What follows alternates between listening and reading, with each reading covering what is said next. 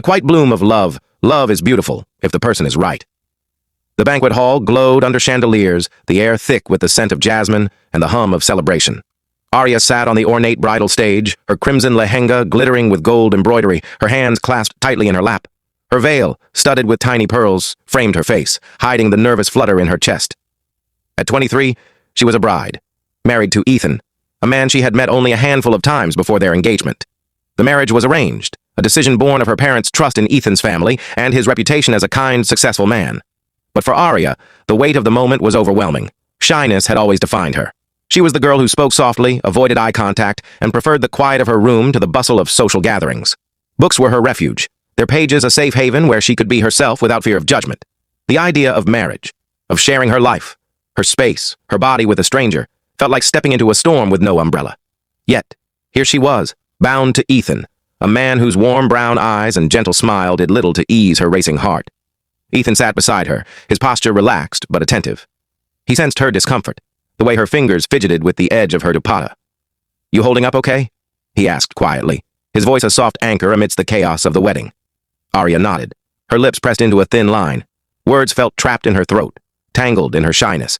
She wanted to say something, anything, to acknowledge his kindness, but the weight of the moment silenced her. The reception passed in a blur of rituals, congratulations, and forced smiles. By the time they arrived at Ethon's city apartment, Aria's nerves were frayed. The space was modern, with clean lines, large windows, and a view of the twinkling skyline.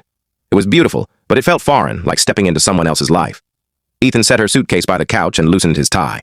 "You must be tired," he said, his tone gentle. "The bedroom's yours for now. I'll take the guest room. Take your time settling in." Aria's eyes widened. She hadn't expected him to offer her space so readily. "You don't have to," she began, her voice barely above a whisper. "It's okay," he said, his smile reassuring. "I want you to feel at home. No rush." Gratitude mixed with guilt as she nodded and retreated to the bedroom, closing the door behind her. Alone, she sank onto the bed, her breath shaky.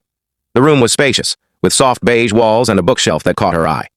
She ran her fingers over the spines, a small comfort in this unfamiliar world. But the reality of her new life loomed large. How could she be a wife when she could barely look Ethon in the eye? The first few weeks were a delicate dance of silence and small gestures. Aria kept to herself, unpacking.